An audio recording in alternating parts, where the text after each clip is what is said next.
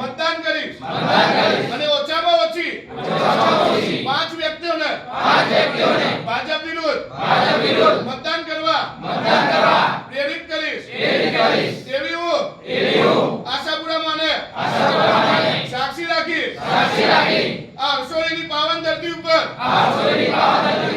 સોગંદ લઉં છું. જય